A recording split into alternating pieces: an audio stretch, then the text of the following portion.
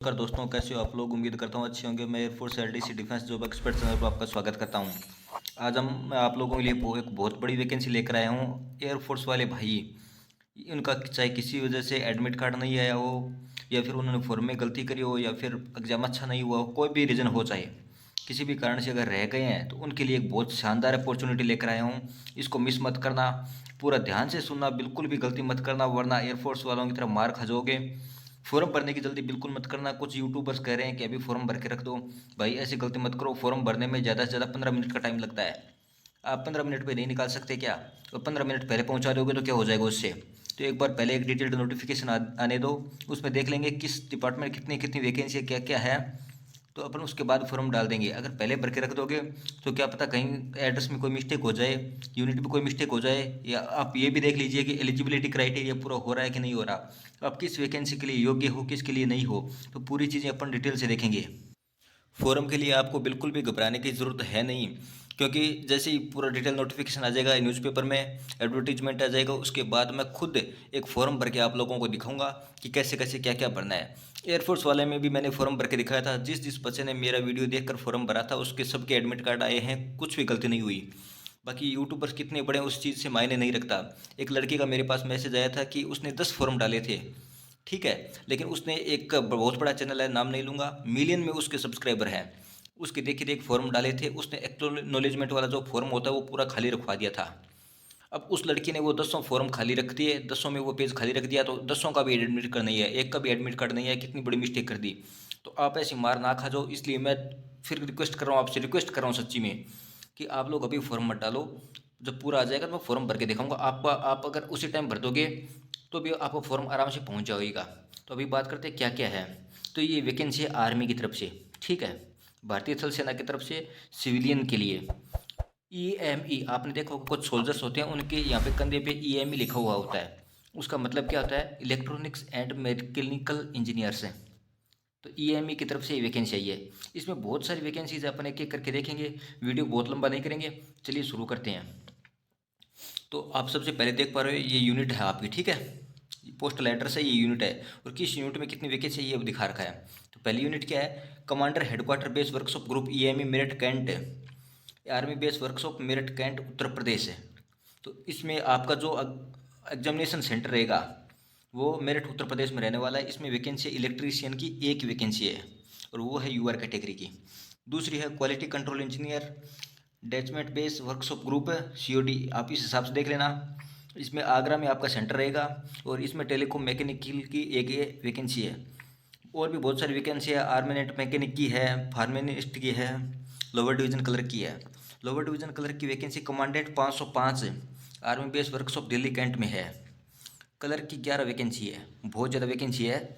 Fireman की 2 है, fire engine driver की 1 है, और जो व्हीकल मैकेनिक है उसकी 7 है, इलेक्ट्रीशियन के 10 है, फिटर की 10, वेल्डर की 4, ट्रेडमैन मेट की 54 वैकेंसीज है।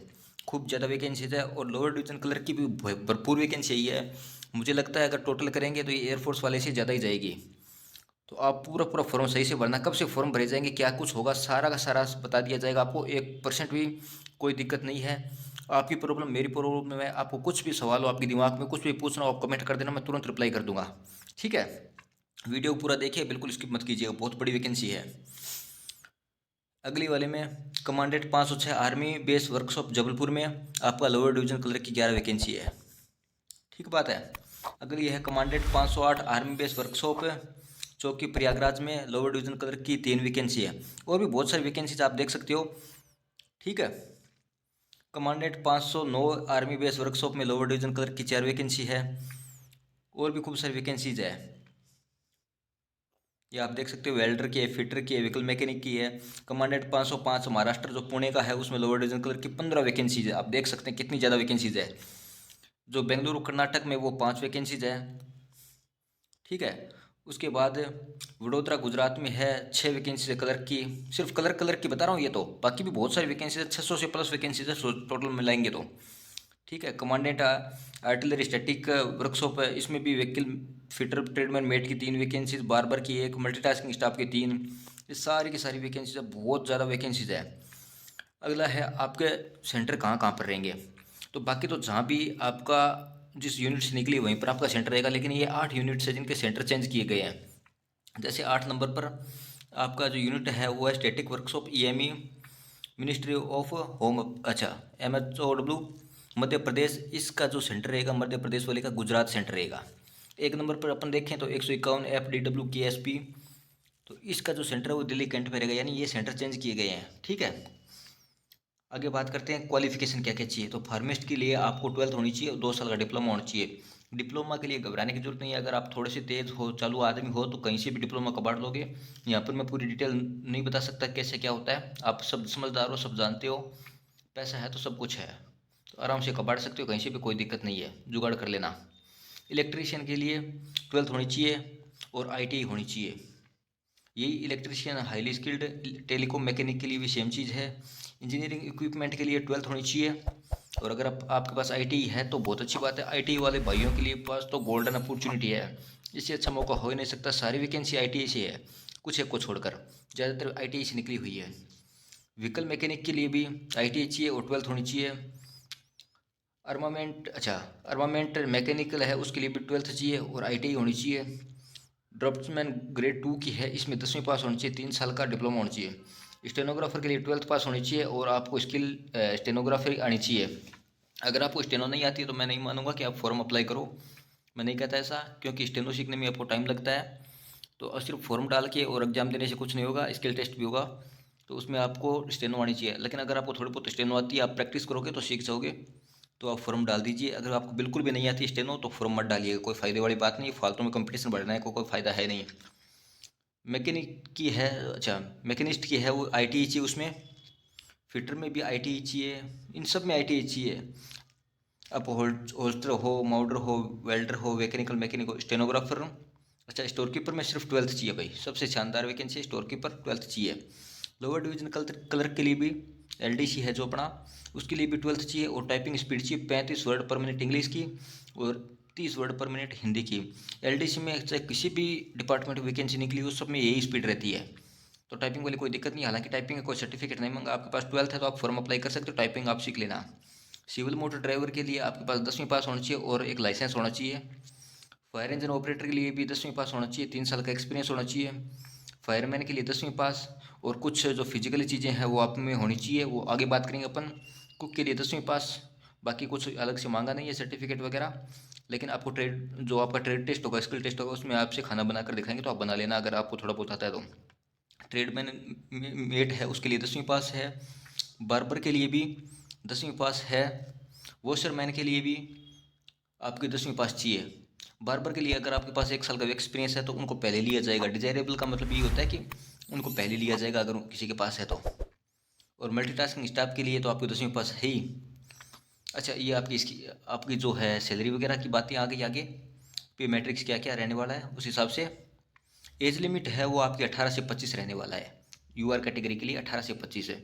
अगर आप SC ST से बिलोंग करते हो तो आपको 18 से 30 साल हो जाएगा, क्योंकि 5 साल को आपको अलग से रिलैक्सेशन मिलता है, 25 + 5 30 है। और अगर आप OBC से हो तो आपको 18 से 28 साल का मिल रहा है। ठीक है, बाकी एक सर्विसमैन उनका अलग से है ही। अच्छा, सर्टिफिकेट जो है OBC का अलग, स्टेट का अलग होता है और सेंटर का अलग होता है, इस बात का ध्यान रखना। SC ST का मेरे ख्याल से एक ही होता है, दो नहीं होते, तो उस चीज़ का ध्यान रखना। फायरमैन और जो फायर इंजन ड्राइवर है उनके लिए क्या क्या चाहिए, उनको फिजिकल फिटनेस तो चाहिए।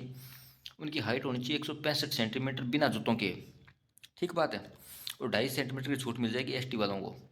चेस्ट है वो आपकी 81.5 सेंटीमीटर होनी चाहिए बिना फुलाए हुए, और फुलाने के बाद 85 सेंटीमीटर होनी चाहिए, यानी वेट है आपका मिनिमम 50 kg होना चाहिए, इससे कम तो बिल्कुल नहीं चलेगा। और हाई वेट भी नहीं होना चाहिए, बहुत ज़्यादा ओवर वेट हो गए तो दिक्कत हो जाएगी। आपसे 63.5 किलो वजन लेकर 183 मीटर 96 सेकंड में पूरा कराया जाएगा, ठीक बात है। और 2.7 मीटर आपको लॉन्ग जंप मारना पड़ेगा, एक गड्ढा खुदवा देंगे उसके ऊपर से आपको कूदना होगा।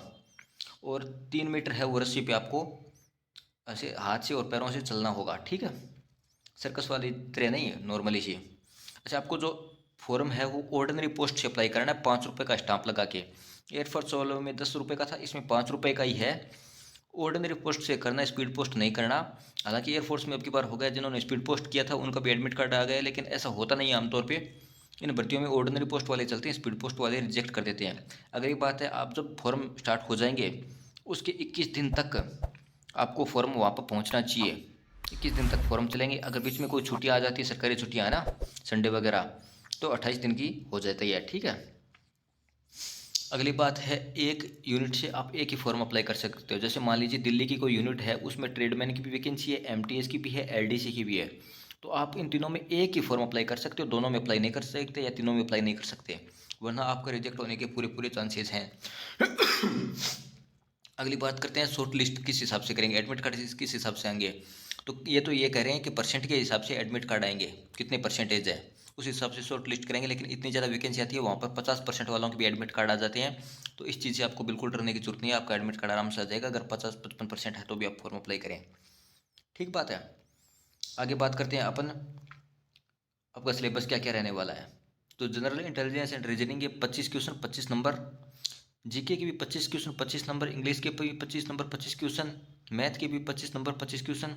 और जो इस ट्रेड है स्पेसिफिक है, कुछ ट्रेड्स के लिए भी नंबर दिए गए हैं। उनका ट्रेड टेस्ट होता है, स्किल टेस्ट होता है, उनमें 50 नंबर दिए जाते हैं और 50 क्वेश्चन पूछे जाते हैं। जैसे ड्राइवर के लिए है तो उनसे गाड़ी आगे पीछे करवाई जाएगी, गाड़ी कहीं से ख़राब हो जाती है, कोई पाइप टूट जाती है, तो उससे रिलेटेड क्वेश्चन पूछे जाते हैं, कुछ पार्ट्स के नाम पूछे जाते हैं। तो 50 क्वेश्चन उस हिसाब से आएंगे, तो टोटल 150 नंबर 150 मार्क्स के होंगे। अगली बात करते हैं, store keeper, lower division clerk और स्टेनोग्राफर के लिए क्या सिलेबस है। तो उनका रीजनिंग और जीके तो 25-25 की आएगी, और जो इंग्लिश है और मैथ है वो 50-50 की आएगी। टोटल 150 नंबर होंगे 150 क्वेश्चन के। अगली बात करते हैं, कुक, बार्बर, वॉशरमैन और एमटीएस और ट्रेडमैन मेट के लिए, इनके लिए भी सेम ही है, एलडीसी जैसा ही है। ठीक है, थोड़ा सा जो लेवल होता है वो ऊपर नीचे रहता है, बाकी सेम ही रहता है, कोई दिक्कत है नहीं। अगली बात करते हैं, आपका एडमिट कार्ड है वो एलडीसी की तरह ही आपको ऑफलाइन आने वाला है, कोई ऑनलाइन डाउनलोड करने का सिस्टम नहीं होगा। ठीक बात। आपको डॉक्यूमेंट क्या क्या चाहिए, 10वीं चाहिए, अगर 10वीं बेस की आपकी भर्ती फॉर्म भर रहे हो तो 12वीं बेस की कर रहे हो तो 12वीं का सर्टिफिकेट चाहिए, ग्रेजुएशन लेवल की कर रहे हो तो ग्रेजुएशन का चाहिए, आधार कार्ड चाहिए, अगर आपने कोई ट्रेड टेस्ट कर रखा है, कोई कंप्यूटर कोर्स कर रखा है, कुछ कर रखा है, तो उसकी भी फोटोकॉपी आपको साथ में लगानी है। मार्कशीट जितनी भी है आपके पास सारी लगानी है। अगर आप ओबीसी एससी एसटी से बिलोंग करते हो, ईडब्ल्यूएस से बिलोंग करते हो, तो आपको अपना कास्ट सर्टिफिकेट भी लगाना है। अगर आप फिजिकली हैंडीकैप्ड हो तो 40% से जो रहने वाले हैं उस हिसाब से उनको रिलैक्सेशन दिया जाता है, उसका भी सर्टिफिकेट आपको साथ में लगाना है। एक्स सर्विस मैन है उनको डिस्चार्ज, और जो भाई अभी किसी डिपार्टमेंट में, गवर्नमेंट डिपार्टमेंट में जॉब कर रहे हैं और अगर वो भी फॉर्म डालते हैं तो उनको एनओसी साथ में लगानी होगी। आगे बात समझ में। अगली बात करते हैं, आपका ये तो सारा है ही, मोटा मोटी सारी बातें मैं आपको बता चुका हूँ। आगे जो भी होगा आपको खुद से कुछ नहीं करना, मैं हर चीज़ की वीडियो बना दूंगा, आपके सवाल मेरे सवाल होंगे, आप कुछ भी पूछना हो आप कमेंट कर देना, मैं आपको रिप्लाई करने वाला हूँ। हर एक कमेंट का मैं रिप्लाई करता हूँ हमेशा से, और ऐसा ही होने वाला है। आपको जो एग्ज़ाम फॉर्म होगा वो कैसा होगा, तो एप्लीकेशन फॉर्म कुछ इस टाइप से होगा, अभी आपको भरना नहीं है, एक बार पूरा आ जाने दीजिए, उसके बाद भरेंगे अपन। फिर भी कुछ बाकी रह जाए तो आप पूछ लेना, मैं बता दूंगा आपको। इसमें आपको 3 से 4 पेज होंगे, शायद 3 पेज हैं, तो इन सब को आपको प्रिंट करवा के और पेन से भरना है। फ़ोटो आपको साथ में रखनी है, एकदम लेटेस्ट फ़ोटो खिंचवा लेना, ज़्यादा पुरानी नहीं होनी चाहिए। एक फॉर्म में आपके 3-4 फोटो लगेंगे, कम से कम 4 फोटो तो लग ही जाएंगे, तो इस हिसाब से पहले से खिंचवा के रख लेना। इतना सा है। Thank you so much.